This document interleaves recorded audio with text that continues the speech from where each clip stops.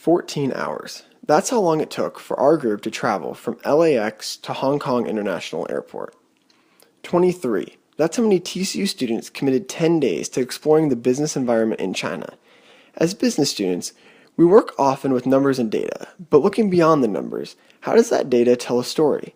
The data we found regarding labor conditions in China tells its own story, and coupled with our experience abroad, we hope to paint a better picture for our TCU peers to evaluate. 70,000, the number killed in workplace accidents in mainland China in 2012, about 200 per day. 119, the most workers killed in a factory fire in Chinese history, the summer of 2013. The doors were locked shut in a poultry slaughterhouse, one of the reasons why it only took 3 minutes for the factory to be engulfed in flames. 60, the average work week of an employee in a Chinese factory, not including the 15 plus hours typically accrued in overtime. And in China, overtime doesn't exactly equal time and a half. 230 million, the migrant worker population in China. They travel all over the country in search of jobs and are responsible for supplying cheap labor. They are one of the drivers of the world's fastest growing economy. 18, the attempted suicide count at one Foxconn factory in 2009. The numbers are striking to say the least.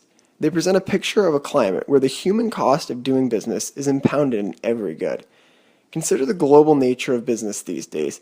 China's labor market has created an environment where it is virtually impossible to compete on a large scale without leveraging the cheap labor source abroad. What our team saw in China was startling and at times sad, but it pales in comparison to some of the reports we've read after further researching on how other ODMs operate abroad. Our preconceptions about what labor, cheap labor, looks like come from our own experience in the US. To put that into perspective, generally American workers log, on average, 40 hours a week with extra compensation for extra hours. Last year's minimum wage in Shenzhen converts to $240 per month. In the US, minimum wage is over $1,000.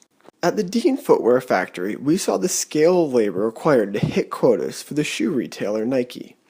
In crushing heat, we saw workers engaging with few machines to make shoes like the ones we wear day in, day out. Never before had we thought about how many people touch our shoes before we take them out of the box.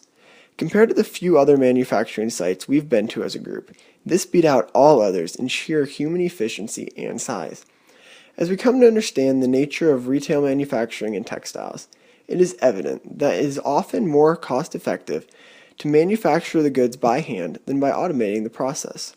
Essentially, what we realized is that labor in China must save companies more than purchasing the heavy machinery that could carry out the jobs of hundreds of Chinese workers. That alone is an indicator of some of the unfortunate circumstances the Chinese have to endure. However, it isn't all bleak. Much like many U.S. offices offer gyms, cafeterias, and other recreational rooms for their employees, the factories we visited took this norm to a higher degree. At the Nike factory, they provided a cafeteria with 3 meals for their employees, a library, a small grocery store, and even a doctor's office, all on site for the residents of the facilities and commuting employees. Dean Footwear recognizes that the town surrounding the gates of the factory lacks many of these amenities. Contrasting to the menial and manual Dean factory, at the Christmas tree factory we visited, we got a closer look at how humans interact and complement heavy-duty machinery. The goods being produced at their factory require automation for finished goods assembly, but, like in Nike, there are still many touches required by people. Watching one woman shove the branches of faux tree into a small cylinder which trimmed down the needles at a high speed caused some of us to catch our breath. One trip up, and we were afraid her finger would get sliced in two. With this much interaction between machine and man, workplace incidents clearly pose a threat to the health of the plant and its workers. Noting the dress by the workers and the training of the workers, some measures are taken to ensure they are outfitted adequately for this environment. However, our American bias took over, as the workplaces we are familiar with typically require a visitor wear a hard hat just to walk through the front door. The standards are drastically different. The majority of what we saw abroad boils down to that simple statement: the standards are different. Coinciding that China's ramp-up in manufacturing was so fast and the demand of the workforce so great and the industry so new, it's understandable that many of our labor standards weren't adopted. Many U.S. corporations demanded commodities, and they demanded them in a time frame that wouldn't be possible without hundreds of hands working long hours in grueling conditions. However, as the workforce abroad becomes more educated, as the standard of living continues to rise, and as more U.S. companies pause after settling into their new supply chain, now is the time to ask those questions and to push for higher standards. Already there are news reports alleging pushbacks from Chinese workers on their lack of collective bargaining rights. The Chinese government has seized its work camp imprisonment contracting operations. Wages are rising at a quicker rate than the U.S. minimum wage delta, and companies are asking for greater visibility from their suppliers. In 2013, Apple audited its Foxconn partner in mainland provinces almost once a day for a year. Stricter supplier codes of conduct are being written, and the standards of doing business are changing. Upon returning and collecting our observations, we believe that's a new lesson we can offer to our peers.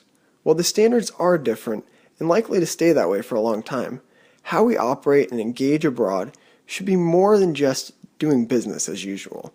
That phrase is becoming less of an acceptable excuse for large corporations. As TCU students, and more importantly as global citizens, we should hold ourselves to a higher standard when we actively participate in the global business environment.